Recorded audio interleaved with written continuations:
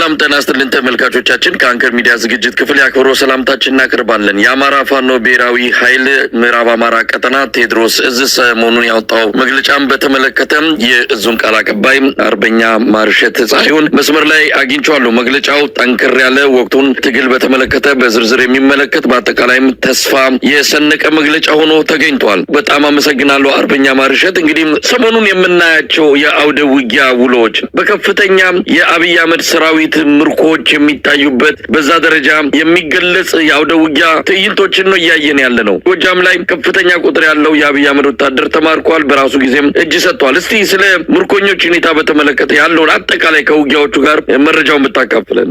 አመሰግናለሁ መሳይ፣ እንደምን አለህ? እንግዲህ ከሰሞኑ በየአውደ ውጊያው እየተመዘገበ ያለው ድል አዲስ ባይሆንም እና የተለመደ ለሁለት ዓመትና ከዚያ በላይ ያስቀጠል ነው በድል የታጀበ መንገድ ቢሆንም የሰሞኑ የውጊያ ስልትና የውጊያ ውጤቶች ግን ለየት የሚያደርጋቸው በየአካባቢያችን በየአደረጃጀቱ ሰርገው እየገቡ የጠላትን ተልዕኮ ይዘው ቢሮክራሲ በመፍጠር ታጋያችን አባሉ አመራሩም ሊደርሽፑን አጠናክሮ የወትሮ ዝግጁነትን አጠናክሮ በአንድ መስመር ወደ ጠላት ብቻ ፊቱን እንዳያዞር በቢሮክራሲ በመወጠር የውስጥ አሉባልታ በመንዛት ሲረብሹ የነበሩ ግለሰቦች እየተመነጠሩ እርምጃ እየተወሰደባቸው አልፎም ያመለጡት ወደ ጠላት እየገቡ አሃዶቻችን ከሻለቃ ጀምሮ እስከ ላይ ድረስ ያሉ አሃዶች ሙሉ በሙሉ በሚባል ደረጃ እየጸዱና እየጠሩ በመሆናቸውና ፍንትው ያለ መልክ የያዘ አደረጃጀት የያዘ አቋም እየመጣ በመሆኑ የሚደረጉ አውደ ውጊያዎች ጠንካራ አመራርነት ያለበት የተናበበ የውጊያ ስልቱ ከዚህ በፊት ከነበረው በእጅጉ የተሻለ አመራርነት ያለበት የተሻለ መደማመጥና መናበብ ያለበት ሰዓትን፣ መሳሪያን፣ የሰው ኃይልን፣ መልካም ምድርን በአግባቡ እየተጠቀመ መሆኑ ለዚህ ውጤት እንዲያበቃ ሆኗል። በሌሎችም አካባቢዎች የሚማረኩ የቡድን መሳሪያዎች፣ የነፍስ ወከፍ መሳሪያዎች በተመሳሳይ ሊደርሽፑ እየጠራ በፋኖም የውጊያ ልምድ ውጊያን ማኔጅ የማድረግ ጥበብና አቅሙ እያደገ እየጠነከረ የመጣበት በማኔጅመንት በሰው ኃይል በመሳሪያ የመጣበት ሁኔታ የሚያሳይ ነው። ሁለተኛው የዚህ መገለጫ የውጤቱ እዚህ በፊትም በተደጋጋሚ እንደገለጽ ነው እና እንዳልነው ባለፉት ዓመታት በኢህአዴግ ጊዜ ጀምሮ የነበረው ሲኒየር የሚባለው ወታደር ልምድ ያለው የውጊያ ልምድ ያለው የማኔጅመንት ልምድ ያለው ወታደር ገሚሱ ፋኖ ውስጥ ነው ያለው፣ ገሚሱ ቲዲኤፍ ውስጥ ነው ያለው፣ ገሚሱ የኦሮሞ ነጻነት ሰራዊት ውስጥ ነው ያለው። ቀሪው ደግሞ የራሱን ማህበራዊ ኑሮ እየኖረ ነው ተበትኖ። አሁን የአብይ አህመድን የመከላከያ ካምፕ የሞላው ሰራዊት የ16 ዓመት የ17 ዓመት የ18 ዓመት ከእናቱ ጉያ ከእናቱ ፍቅር እየተናጠበ በጉልበት ወደ መከላከያ ታፍሶ ገብቶ የሁለት ወርና የሶስት ወር ስልጠና ወስዶ ጥቁር መሳሪያ የተሰጠው በሆኑና ሲኒየሩ ወታደር እንደነገርኩህ አልቆ ልምድ በሌለው ወታደር በመመራቱ ሲሆን፣ ሌላው ደግሞ የዓላማ ተዋጊ አለመሆኑ ነው። ጀነራል መኮንኖች ከፍተኛ የሆነ የሀገር ዝርፊያ ላይ ነው ያሉት፣ የህዝብ ዝርፊያ ላይ ነው ያሉት። መስመራዊ መኮንኖች ከፍተኛ የሆነ የግል ፍላጎት ለማሟላት ደፋ ቀና ሲሉ ነው የሚውሉት። ከካድሬው ጋር በመመሳጠር ሀብት ንብረት መዝረፍ፣ ለሰዎችን መግደል፣ ማገት፣ ሴቶች መድፈር፣ መውደም ነው ስራቸው። ሌላው አባሉ እንግዲህ የህፃናት ወታደር በመሆኑ ዓላማ ለሌለው ጦርነት አንሞትም የሚል በየአውደ ውጊያው መሸነፍ፣ መደምሰስ፣ መማረክ፣ መሳሪያውን ማስረክ ለፋኖ የተለመደ ተግባሩ እንዲሆኑ ካደረጉት ምክንያቶች ዋናዎቹ ሁለቶቹ እነዚህ ናቸው። የመረጃ ብልጫ፣ የኃይል ብልጫ፣ የመሳሪያ ብልጫ፣ የልምድ ብልጫ ምናምን እየተባለ በወታደራዊ ትንተና ቢሰራ ሚሊዮን ምክንያቶች ፋኖ ከአብይ አህመድ ሰራዊት የሚበልጥባቸው ሚዛኖች ይኖራሉና በአውደ ውጊያው ግን ሰሞኑን እያገኘ ነው ያለው ድል በጥቅሉ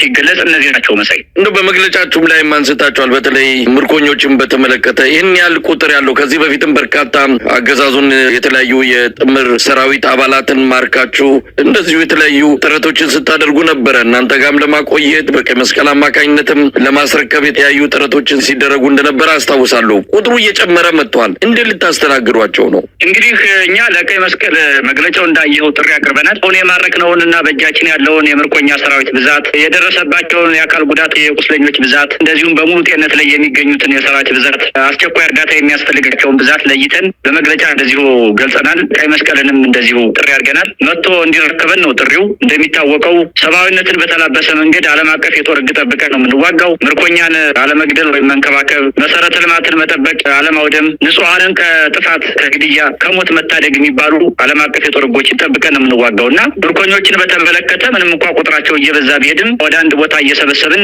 ትሪትመንት እየተደረገላቸው ቀይ መስቀል መጥቶ እንዲቀበላቸው ለአይሲአርሲ ጭምር ነው ጥሪ ያቀረብነው እና በዚህ ሁኔታ ነው ያሉት። አሁን አርበኛ አስረስ ወደ መግለጫችሁ ከመሄዴ በፊት አሁንም ከወቅታዊ ሁኔታዎች ጋር በተያያዘ ነው በእናንተ በኩል የሚገለጹ እንደዚህ አይነት ክስተቶች በቪዲዮ ጭምር ተደግፎ የሚወጡ በመሆናቸው በአብዛኛው ህብረተሰብ ክፍል አማራ ክልል እየተደረገ ስላለው የህልውና ተጋድሎ በግልጽ የሚረዳቸው መረጃዎችን እያገኘ እንዳለ እገምታለሁ። በአንጻሩ አገዛዙ በቂም በቀል በእልህና በጭካኔ በተሞላ ድርጊቶች ንጹሃንን የመግደል እርምጃዎችን እየወሰደ ነው። እስቲ ከዚህ አንጻር ከድሮን ጥቃትም በተለያየ መልኩ አገዛዙ የሚያደርሳቸው ጥቃቶችን በተመለከተ ምን ማለት ይቻላል? እንግዲህ አገዛዙ መጀመሪያም የተነሳበት ስብስቡ በራሱ ማን ነው የሚለው የመጀመሪያው ማሳያ ምስል ነው እና ለኢትዮጵያ ግልጽ የሆነ ማሳያ ምስሉ ስብስቡ ብልጽግና የሚባለው አገዛዝ ስብስብ እነማንን የያዘ ነው፣ ምንድነው እሳቢያቸው የሚለው ነው። አንድም ቀን ለህዝብ አስበው የማያውቁ ከህዝብ ጉያ ወጥተው በህዝብ ሀብት ተምረው በህዝብ በልጽገው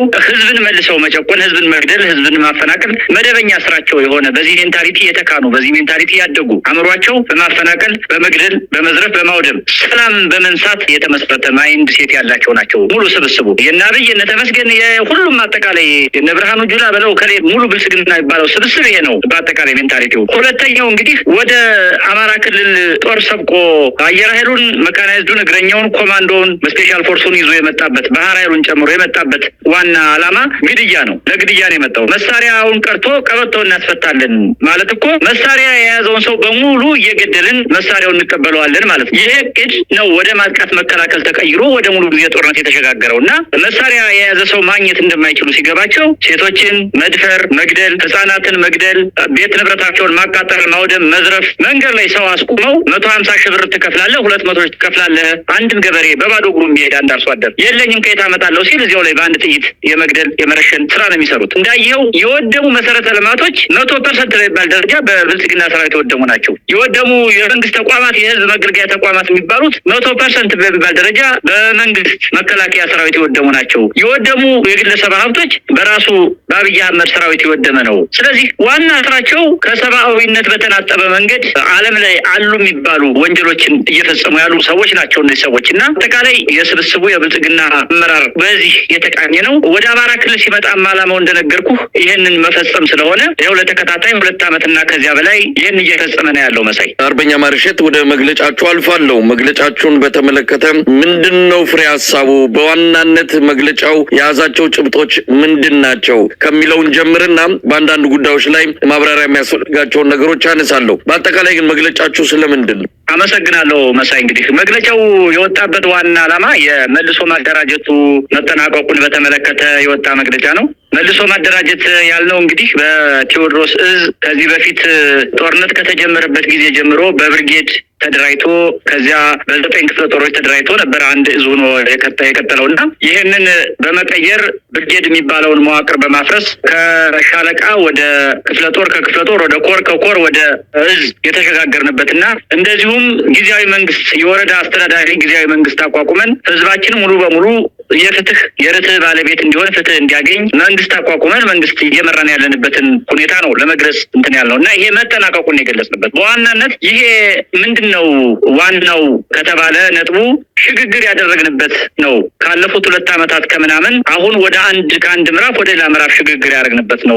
በምንድን ነው ቢባል የመጀመሪያው በሊደርሽፕ ነው፣ በአመራርነት ሽግግር አድርገናል። ይሄ ማለት የመጀመሪያው ፒላር ጊዜያዊ መንግስት የሚባል የወረዳ መዋቅር ያቋቋምንበት ፒላር ነው። ሁለተኛው ደግሞ ወታደራዊ እንቅስቃሴያችን በተመለከተ አዳዲስ አመራር አዳዲስ መዋቅር የተዘረጋበት መሆኑ አንድ ሽግግር ነው። ሁለተኛው ስትራክቸራል ትራንስፎርሜሽን ያመጣንበት ወይም ቅርጻዊ ሽግግር ያመጣንበት ነው እና በቅርጽ ደረጃ ካሁን ከነበሩ ብርጌድ ወለድ ወይም ወረዳ ወለድ ወይም ሌላም ወለድ ቢሮክራሲዎች ተላቀን የተጠረነፈ ካምፒንግ የሆነ ተቋም የሚሸት ሰራዊት አመራር የፈጠርንበት ስትራክቸር ያመጣንበት በመሆኑ ይሄ ሽግግር የመልሶ ማደራጀቱ የሽግግር ምዕራፍ መጠናቀቁን አስመልክተን ነው መግለጫውን ያወጣ ነው። ሁለተኛው እንግዲህ የመግለጫው ሀሳብ አማራው ለኢትዮጵያ ሕዝብ ያበረከተው አስተዋጽኦ ምንድን ነው በዋናነት የሚለውና ትናንትና አማራ ምንድን ነበር የሚለውን ያንጸባረቅበት ነው። አይተው ከሆነ አረፍተ ነገሩ አማራው ገናና ትናንት የነበረው ገናና ማንነት የነበረው ህዝብ ነው ይላል በአጭሩ ፍሬዝ እና ይሄ ምንድነው ሀገር በመስራት በብሔራዊ ጥበቃ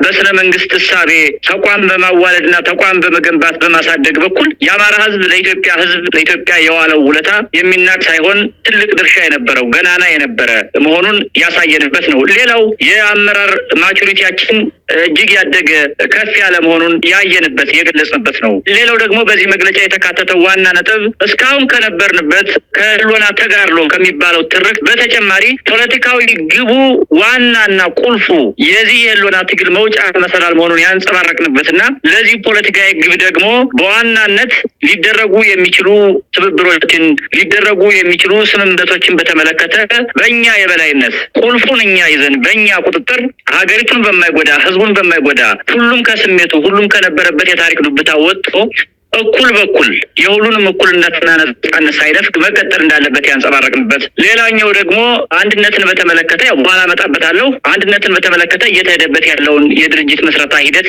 የገለጽንበትና በርከት ያሉ ዋናና ንዑስ ነጥቦችን ያነሳንበት ነው መግለጫው። መሳይ እንግዲህ በመግለጫችሁ ላይ የተጠቀሱ አንዳንድ ጉዳዮች አሉ። ምናልባት እዛ ላይ ማብራሪያ ይፈልጋሉ ብዬ ያሰብኳቸውን አነሳለሁ። እንግዲህ በሂደቱም የህዝብ አስተዳደርና የኃይላችንን ኃላፊነትና ግንኙነት በግልጽ በመለየት የጊዜያዊ መንግስት አስተዳደር ማደራጀት ተችሏል። መዋቅራዊ ማሻሻያውን በጥናቱ መሰረት በአብይ ኮሚቴ የተመራ ሲሆን የስራ አስፈጻሚ ኮሚቴው የውሳኔ ሰጭነት ሚናውን በየሰዓቱ ያረጋገጠበት ውጤታማ ድርጅታዊ ስምሪት ሆኖ ተመዝግቧል ይላል። ይሄ የጊዜያዊ መንግስት አስተዳደር የሚለውን ማብራራት ከተቻለ ምን ማለት ነው? ጊዜያዊ መንግስት ማለት ያው አሁን እንደምታውቀው እኛ ቴዎድሮስ እዝ ውስጥ ቀበሌዎች ሙሉ በሙሉ በሚባል ደረጃ በእኛ ቁጥጥር ስር በመሆናቸው የጥራት ኃይል ያለው ወረዳ ከተሞች ላይ ብቻ በመሆኑ ለምሳሌ አንድ ወረዳ 30 ቀበሌዎች ካሉት ከ30 ቀበሌ መካከል 28 አካባቢ ቀበሌዎችን እኛ የተቆጣጠርን በመሆኑ ህዝባችን ያው ፍትህ ስለሚያስፈልገው መንግስት ስለሚያስፈልገው አሁን መንግስት ስለሌለ አማራ ክልል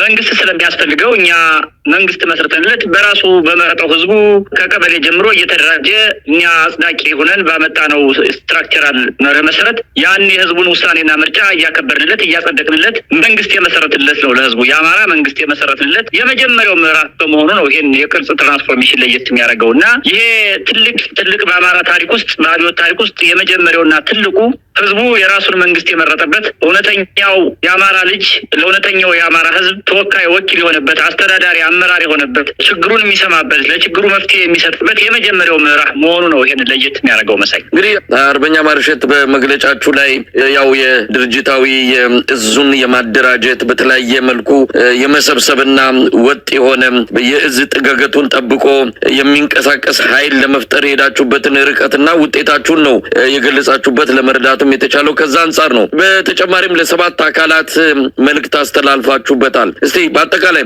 ለነማን ምንድን ያላችሁ? በዋናነት እንግዲህ መልእክቱ ፋኖነትን መጀመሪያ በጥልቀት በመረዳት ብልጽግና እንደሚሰራው ትርክት ወይም የኢትዮጵያ ፖለቲካ ከዚህ በፊት እንደነበረው ቅኝት ሳይሆን አሁን ያለው አጠቃላይ የኢትዮጵያ ፖለቲካ ነባራዊ ሁኔታ አንዱ ትልቁ የኢትዮጵያን የወደፊት የሰላም አማራጭ የወደፊት የአንድነት አማራጭ የወደፊት ብሩህ ተስፋዋን አንደኛውን ትልቁን ፒላር ወይም ምሰሶ የተሸከመው ፋኖ መሆኑን በማስገንዘብ ነው ይህን ጥሪ ያቀረብነውና በአጠቃላይ በዝርዝር ከሚሄድበት ይሄ ጥሪ በጥቅሉ ምንድነው ፋኖን በአጠቃላይ በአዎንታዊ እይታ በማየት ዓለም አቀፉ ማህበረሰብም የኢትዮጵያ ውስጥ ያሉ የትግል ድርጅቶችም ሌላውም በኢትዮጵያ ህዝብ ህልውና ላይ በኢትዮጵያ ብሔራዊ ጥቅም ህልውና ላይ በኢትዮጵያ ሉዓላዊነት ህልውና ላይ የሚያምን ሁሉ በፋኖ ፖዚቲቭ የሆነ እይታ ሊኖረው እንደሚገባና ፋኖ ጋር ያለውን ቁርኝት እንደዚሁ አጠናክሮ አዎንታዊ የሆነ ህዝባዊ መንግስት እንዲመሰረት የሚያስችል ጥሪ የቀረበበት ነው በአጠቃላይ።